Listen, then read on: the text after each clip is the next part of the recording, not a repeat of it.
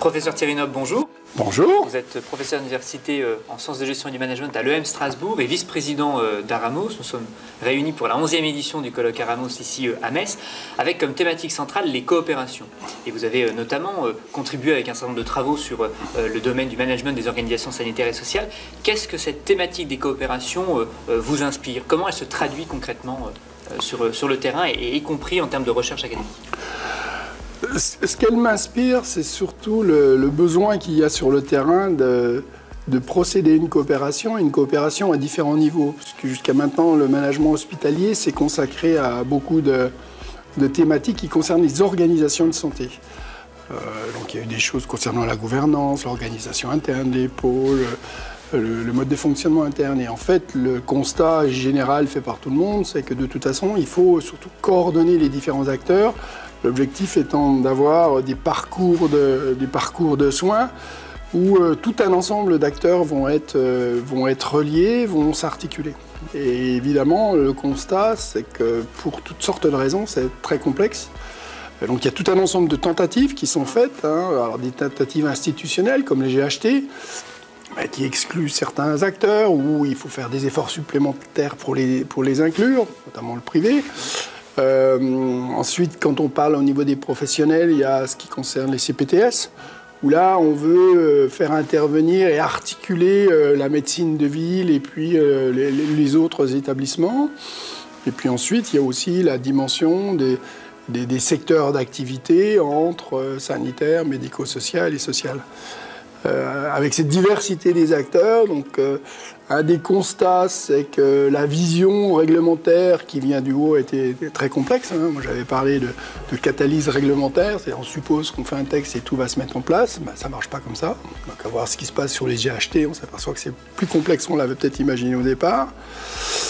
Et puis ensuite, on commence à faire confiance aux acteurs de terrain. Alors, quand je dis on, c'est nos instances qui se disent finalement, comme il y a plein d'initiatives qui sont faites sur le terrain, autant en profiter. C'est ce qui explique par exemple l'article 51. Où on s'aperçoit que quand je dis l'article 51, c'est des expérimentations qui sont valorisées, des expérimentations qui sont faites par les acteurs de terrain, qui vont essayer de développer des nouveaux process de prise en compte des patients, avec la liberté de déroger au principe de financement traditionnel, mais l'objectif, c'est bien de coordonner tout un ensemble d'acteurs différents. Et quand on dit différents, ça veut dire ville, hôpital, social, médico-social, en fonction aussi des différents publics, parce qu'on s'aperçoit qu'il y a des projets de l'article 51 qui visent des publics particuliers, et que, comme ce que je disais avant, la vision réglementaire qui vient de haut, qui essaie de définir des solutions pour tout, est très très complexe. Donc là, en ce moment, on est dans une phase où on suppose que les valorisations effectives vont pouvoir avoir lieu sur les articles 51 pour qu'on puisse effectivement, éventuellement, étendre et généraliser toutes ces expériences qui ont fait. Donc, ce qui explique que cette thématique de coordination était une thématique centrale du congrès qu'on a voulu faire cette année. Et vous parlez de confiance, donc d'agir en confiance, mais la confiance, elle ne se décrète pas, elle se travaille au fur et à mesure du temps. Il faut travailler ensemble pour coopérer de manière efficace, il faut s'écouter, s'entendre, s'écouter, il faut pouvoir apprendre aussi à se connaître, à parler aussi le même langage.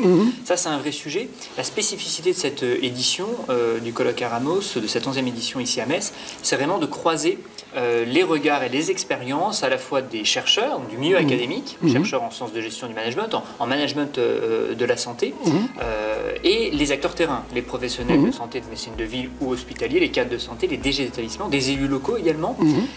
Tout ce travail-là commun dans ces ateliers, dans ces tables rondes, ça crée une plus-value réelle pour accompagner ce travail justement de coopération. Alors déjà, la plus-value, je serais tenté de dire sur l'audience, parce que cette année, nous avons plus de 400 participants au congrès à Aramos. C'est la première fois qu'il y a autant de participants, et ce qui me paraît très très intéressant, c'est qu'on a toujours notre communauté d'enseignants-chercheurs, c'est-à-dire globalement entre 100 et 150 personnes. Ce qui veut dire que les autres participants sont justement des acteurs qui sont des acteurs de terrain. Alors, des professionnels, effectivement, beaucoup aussi de représentants des collectivités qui, à différents titres, sont amenés à aider initier, structurer tout un ensemble d'initiatives entre ces différents acteurs. Et c'est vrai que cette année, je serais tenté de dire, c'est extrêmement rassurant de voir qu'il y a autant de participants qui sont des professionnels, hein, que nous on qualifie de professionnels, qui sont venus assister, qui sont venus coopérer, puisqu'on a tout un ensemble de présentations qui sont faites avec des enseignants-chercheurs et puis des professionnels de terrain.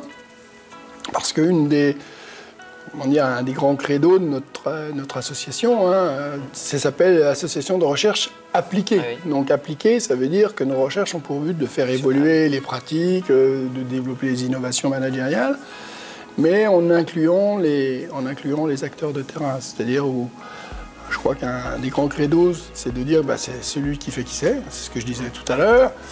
Et profitons de ce savoir pour le mettre en forme, pour l'aider à mieux être valorisé et puis être communiqué et ensuite diffusé. Je crois que c'est l'objectif du congrès, à la fois non seulement de produire de la connaissance, mais c'est surtout de coproduire de la connaissance et puis ensuite de favoriser son développement auprès des acteurs pour qu'elle aide à tout un ensemble d'évolutions sur ces sujets qui sont très complexes de la coopération.